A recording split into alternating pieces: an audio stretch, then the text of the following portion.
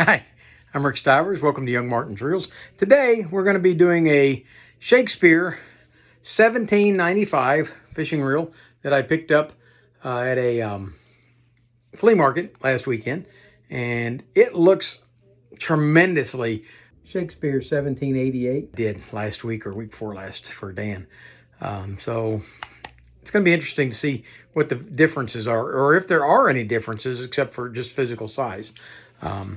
But I do have a special request that I'm going to be doing today, and that's going to be for Chris. Chris Jenkins asked me if I would post a photo or a video presentation of my fishing reel collection, my display, how I'm displaying it. And I've got one that I'm working on, and it's not going to be ready till October or November. But I do have a small display that I have right now. And did I ever plan on collecting fishing reels? No, but I just felt that these were attractive enough that I wanted to hang on to them. All right, so I'm going to show you those.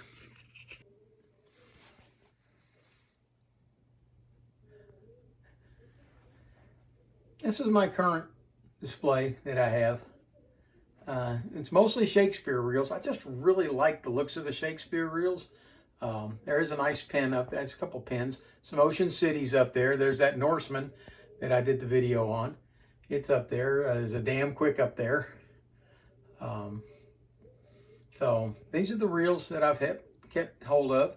I believe that Herders is still up there that I did. So those are what I have. I plan to expand my display by putting them in a cabinet, but I haven't built the cabinet yet. I'm still working on it. So this is the reel that I bought at the flea market last weekend, and we're going to take it apart, service it. I don't know that it really needs it. It's in really good shape. I know it's going to need a new line, but aside from that, I think it's actually in really good shape. But let's go ahead and start off by taking the cover off. We're going to pull the screw out, which should allow us to remove the rotor. Yeah, it's kind of dirty in there, but overall, it doesn't look like it's been that long ago since it was serviced. Okay, now, in case you didn't see that, I took that spool off really quickly. Okay, hold of the spool, turn it clockwise, and it unlocks and lifts out. And that's everything on that part. By the way, in case you're interested, I did pay the full $10 price for this reel. He would not come down any on his price. And I tried to get it for a little less, but he didn't budge. So I budged. I went ahead and accepted. And this is one I don't plan to sell or give away. Take our handle off. We got a star washer right here, so don't lose that star washer. We'll set that and the handle over to the side along with the nut, and we're going to go ahead and unscrew this star adjuster for the drag. Now I ran into this a couple weeks ago with the other one, and I didn't go get a wrench. Tell you what, I am not going to do that again. I'm going down to get the wrench. Made a quick trip down to the garage and picked up the wrench for it. The first one I picked up that actually fit nicely was a 16 millimeter, and I thought about it and I said, you know what? This is a date code QU Shakespeare reel made in the USA. I don't believe that in 1962 they were using metric. So I went back and looked again and said, okay, let's go to SA. Yes, it is a 5/8 nut. Take that off. And we're going to hang on to that 5/8 up here so I don't have to take it back. I've got numerous tools laying down there. There should be a washer on here. So far, this is just like the other reel that we did. Let's go ahead, take out our screws.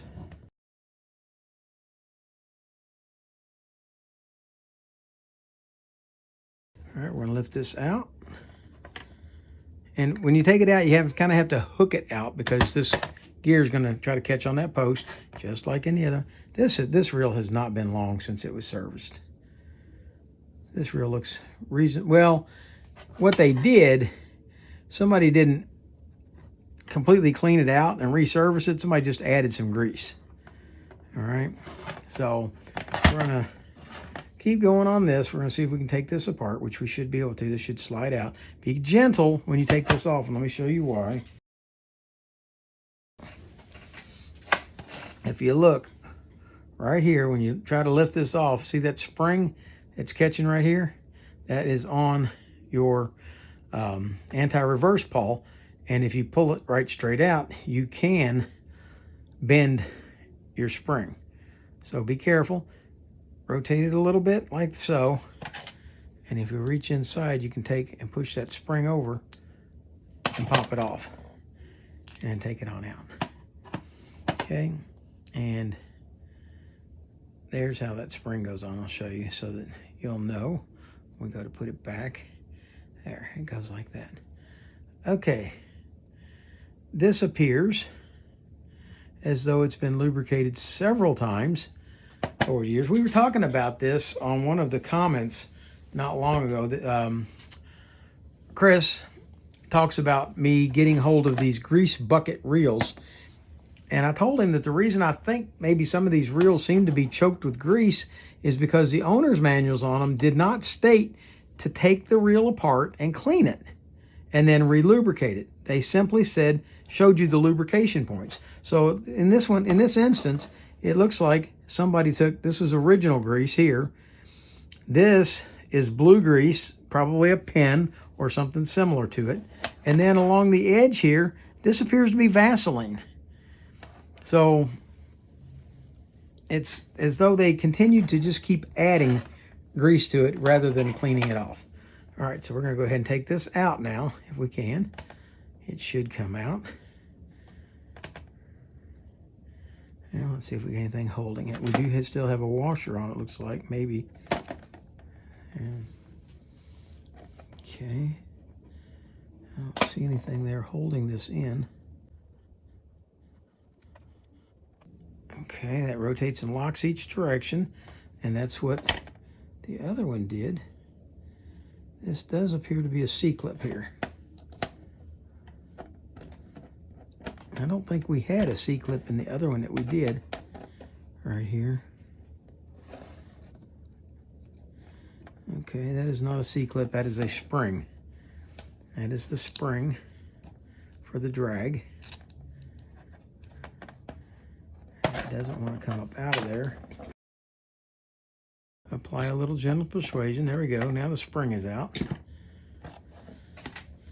Now let's see if it will pull out. There we go. That pulls out. Now underneath here, you're going to find a drag washer. I believe that's a drag washer. Let's find out.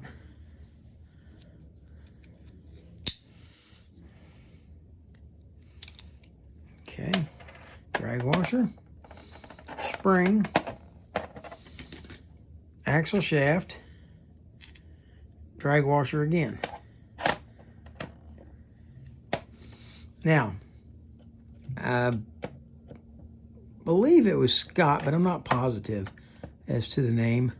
But somebody commented, like I said, if you're not watching the comments, you're missing a lot of what goes on with these videos. But I think it was Scott that commented that he requested a reel that I don't have, so I can't do that reel. But he also at the same time commented to let me know that I was sometimes assembling these pieces off camera. And I don't mean to do that. I've tried really hard to keep them in focus, or in the camera. But occasionally things will slip out of the picture, and I will do the best I can to make sure. But I'm not going to go back and completely refilm something because I got too, although I have done that, but I try not to do that. All right, now let's see what we have. We should be able to take this crosswind block out, but let's go ahead and take this side case off over here first. Now there is a spring on the other side. This one is exactly like, I don't see any difference between the way this one is made and the way this Shakespeare 1788. So that all looks about to be the same. It would be interesting to see the parts manuals for them and see what parts are different. I mean, maybe none of the parts are interchangeable, but they're still made exactly the same. There's the spring.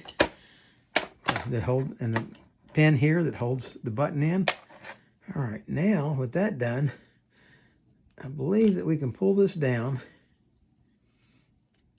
like so and hold it down while we take this assembly out of here. Now let's do it this way. I don't like trying to hold on to things. So what we're going to do is we're going to push this all the way down as far as it will go.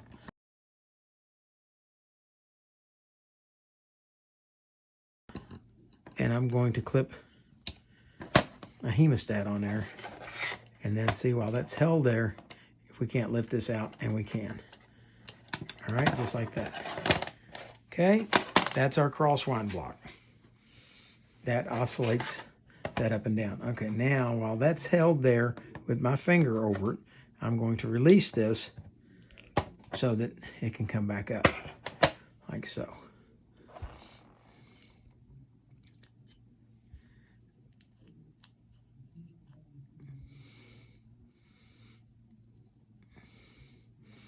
All right, it was not my intention to take this axle shaft out, but I feel that it's binding in there.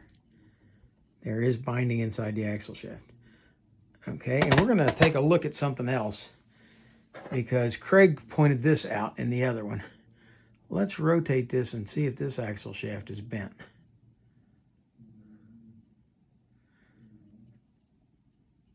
It doesn't appear to be.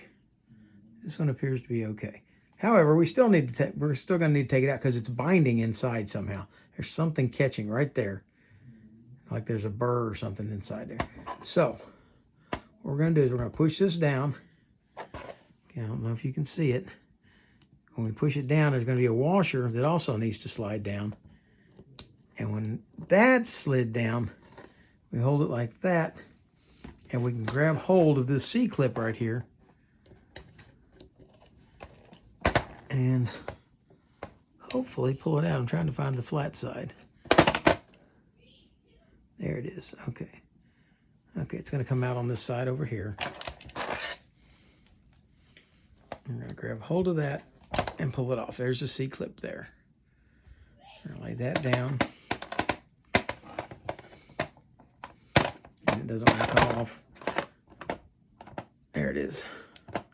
Okay, now gently let this back up and then slide this axle out the front. And as it does so, hang on to the parts inside. Because what you've got here, we've got our spring, we've got our pinion gear, and we've got a washer. And there's the washer.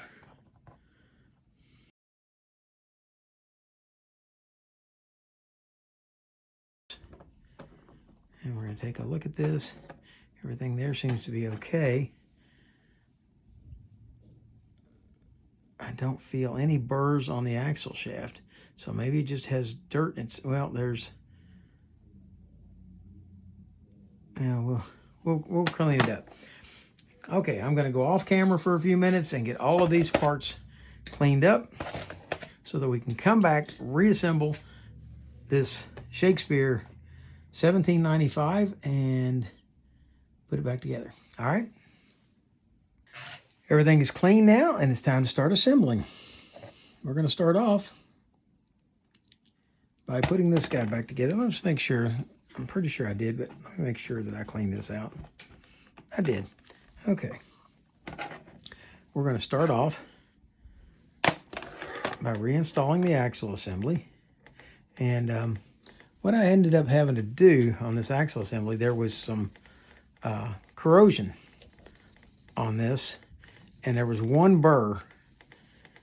And so I went through with a file and very gently smoothed out the burr. And now it slides through, it turns ever so gently, and I don't really see a bend in that axle. Maybe just a hair, the tiniest bit. But if you look at how thin that daggone thing is, it's kind of to be expected that it would lose a little bit, but it's in pretty good shape. All right, so we're going to start off by applying some oil to the axle shaft. I'm going to put it in from the wrong direction first, just to take, so I can put it in and spin it a bit. Get plenty of oil down in there. As a matter of fact, I'm even going to push it down in there and put some oil there just a little bit. All right. Now we'll pull it back out and put it back in the proper orientation, like so. Now, I didn't point it out to you when we were taking it apart, but there is a bearing that goes on, sorry, a washer that goes on here first. It goes all the way here at the bottom, and that levels all of this up right here. Next is going to go the pinion gear. We'll slide it in and get it made up on the square, like so. Next will be this spring. And we had to get it on there easily. We had to kind of slide that down and then push it back up in there, like so. Now, we've got that ready to go. And we can take and put our washer right on the end of that axle shaft, which is not easy to do with my big fingers. So I'm going to use a pair of needle nose to do it, like so. Once that's done, we're about ready to reinstall this C-Clip.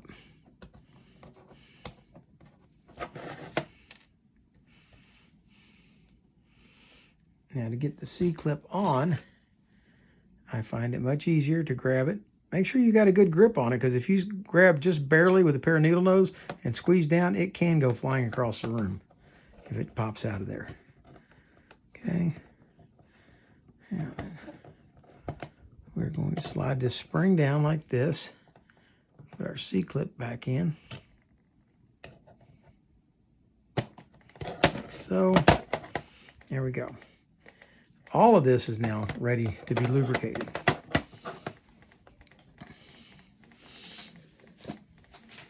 And going by the schematic that I had a couple weeks ago, it told you what should be greased and what should be oiled. And I do remember, I do not have that schematic with me right now. So, here we go. We're going to put grease on the gear, like so. We're going to put a little bit of grease under this washer head right here so that it can spin easily. Then we're going to put grease on this spring and axle shaft so that in the event that this goes in and out, it can lubricate it. We got one side done. Let's flip it around, do the other side. There we go. And that is done, except for reinstalling this guy. So what we're going to do is we're going to pull down on this, and I'm going to hold it in place. I think that's going to be the easiest way to do it. Okay, like this. We're going to set this back into here. And I've got to finagle it a little bit. Okay, that's coming from the other side. And get it through that hole. That's the big thing, is getting it through that center hole. Like that. Then you can start easing up. But don't let it go through the other hole, the one that the crosswind goes into.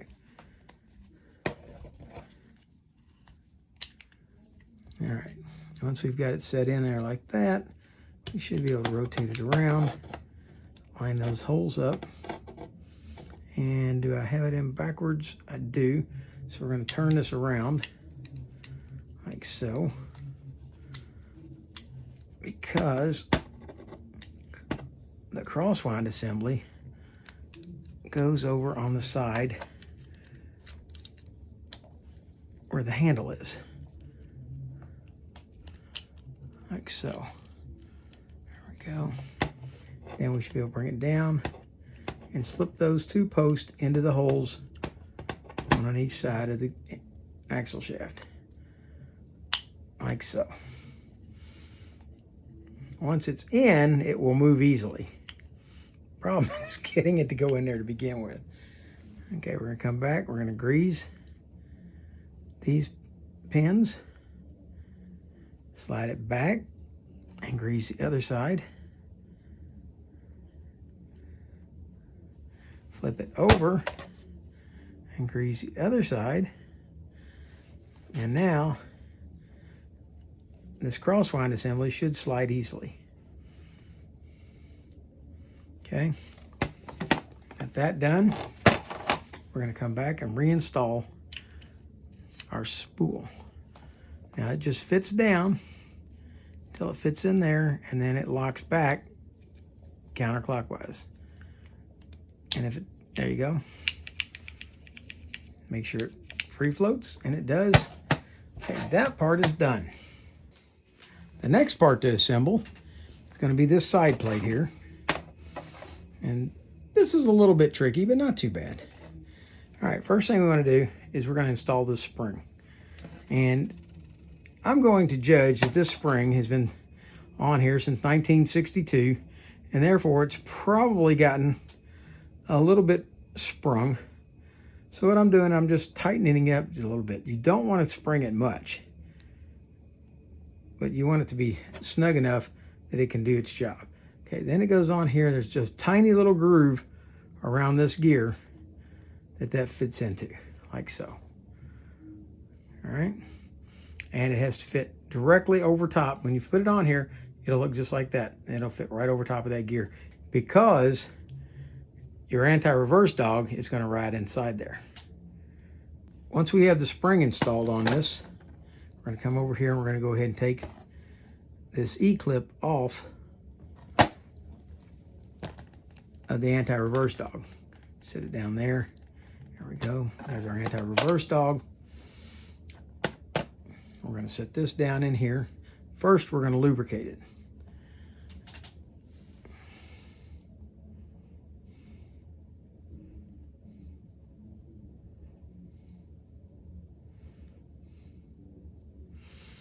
Like so. We're going to slide this in. Now we're going to take the anti-reverse dog, put it through there, and push it down in there, like so. With that done, we can take our E-clip and put it back on.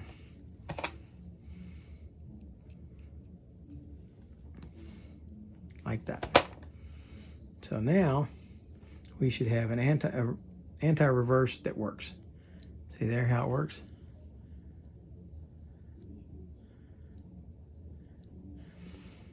Next to go on is a crankshaft. Take our crankshaft and we're going to put a drag washer on. Now these drag washers are going on dry. And the reason they're going on dry is because the schematic said to put them on dry. So I've cleaned them off with alcohol to make sure that they don't have any lubricant on them. Next goes on the main gear, slides inside there, and then comes the last drag washer. With those done, this is ready to go back on. Slide it right inside.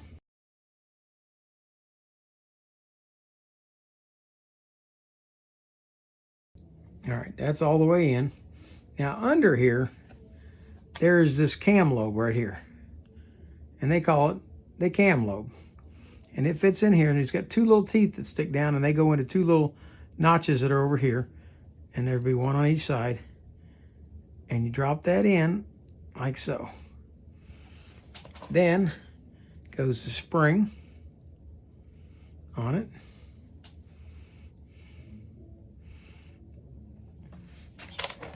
Next goes this washer, although I think we probably could have held the spring for a little bit. This washer's got a flat spot on it. You got to find the flat on the keeper, and it's right here. Spin it around. Make sure, there we go, that goes on. Then this nut, it's got 2 sides, one side has a standout for tightening down on top of this. That's the one you want. Take our 5/8 inch wrench, tighten this down a little bit.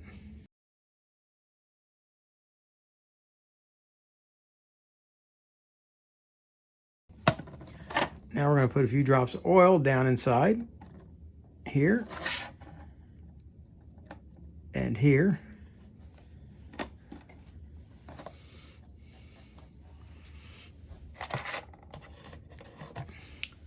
We're going to put the washer back on.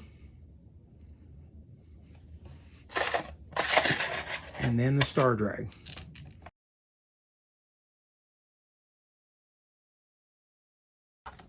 Next goes your handle.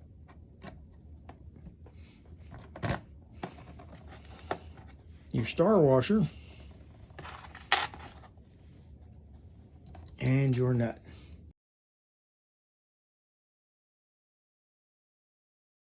And this should spin easily, and it does. All right.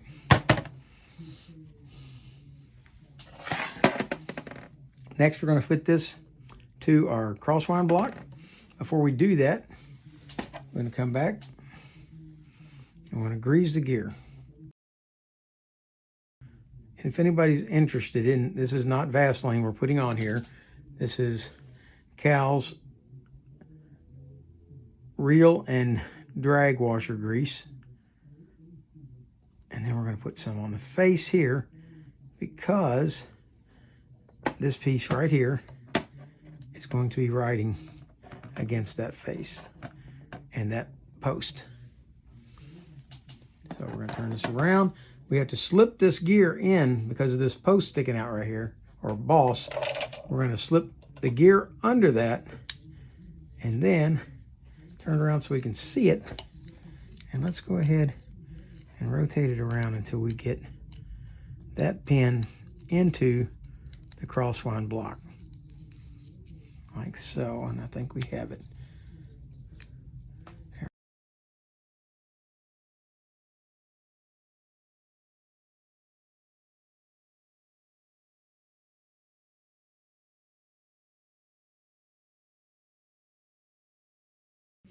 I think the problem is I keep grabbing hold of it from the front, and I'm putting pressure on the spool. And by putting pressure on the spool, it's forcing it back. Let's try it again.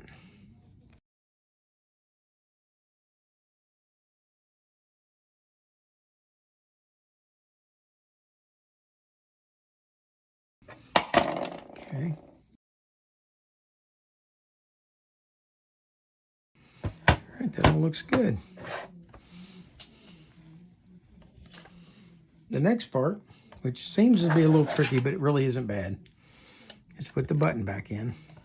I set the button. When we go to put the button on, first off, let's put a little grease inside where it pivots, and right here where it pushes on the end of the axle. Right here. Okay. So sit it back inside the hole like so. And it's moving up and down like it should. Next is going to come this piece here. And this one, there's the short leg here, or on the wide end of the spring, is going to go into a hole. If you look at the button, there's a hole right there, and the spring goes into that. And then it's going to pivot over and go over top of the hole like that, so that this pin can fit through it. All right, so let's go ahead and do that.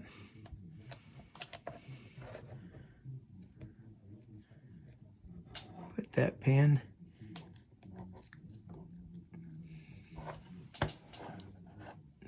don't have much light down in there once my hand's in the way. Let's do it with the needle nose. Maybe they're smaller than my hand and won't block all the light. There we go. As soon as my hand got in the way, it would block the whole thing. Now, this pin's going to go down, and it's going to fit through the button, like so. Make sure this other end of the spring is against the wall, and then rotate this around, like so. Hold it in place, it should work fine. We have 3 screws left to install. All right, that all looks good. Set that over to the side. We're going to come back. We are going to oil this point over here, this point down in here, this point and here and here, and then we are going to grease right here where this is going to ride against the top right here.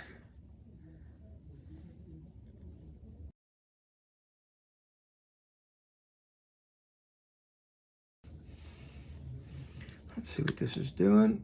Okay, we push the button in, it pulls the pin in. We rotate it, the pin pops back out. Okay. I do think that pin should be in just a hair more. Like so. So.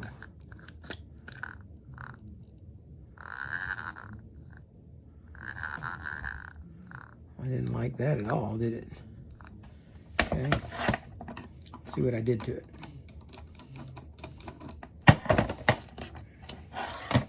Okay.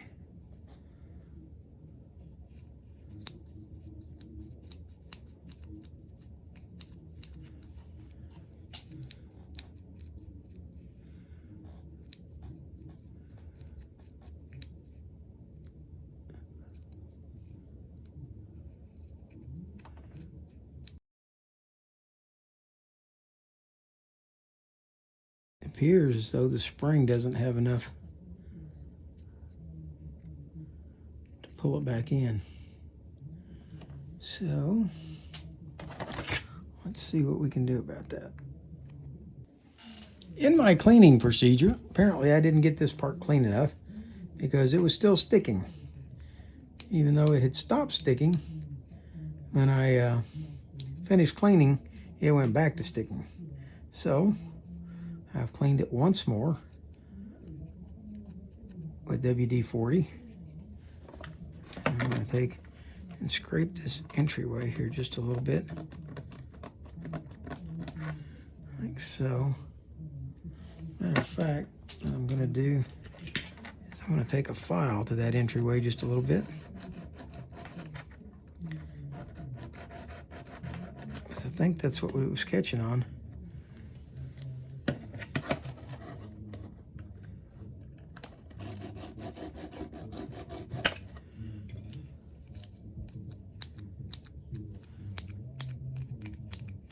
All right, we've got it working again. Let's go back one more time and oil it.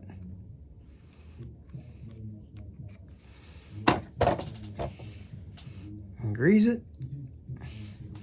And let's try it again. Slide this on. Turn it a little bit, push it down. Okay.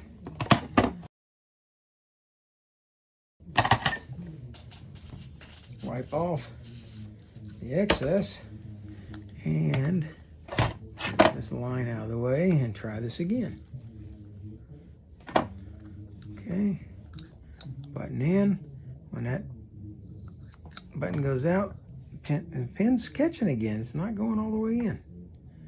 That pin should go all the way back to there.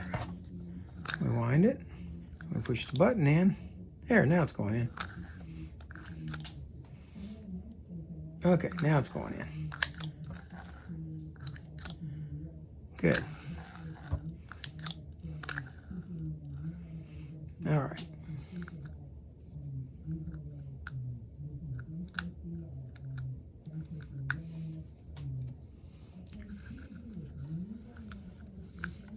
Sure there's nothing on that pin. All right, let's complete this with an operational check.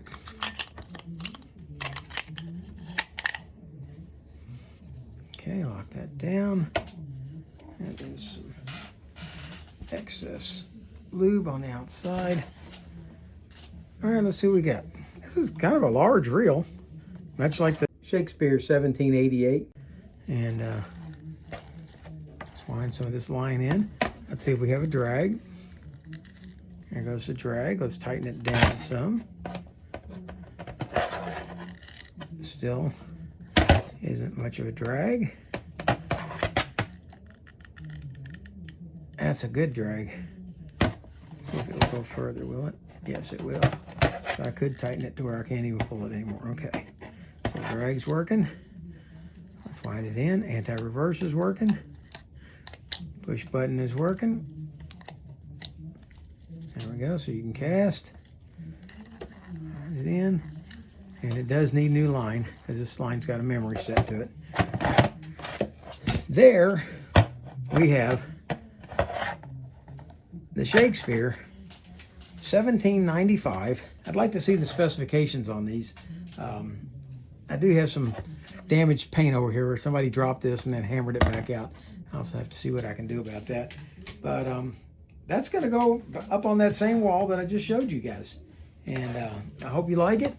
If you like the video, please hit the like button. If you dislike it, that's okay. Hit the dislike button. But I would appreciate it if you tell me why you disliked it. And for now, that's Rick Stivers with Young Martin's Reels, signing out.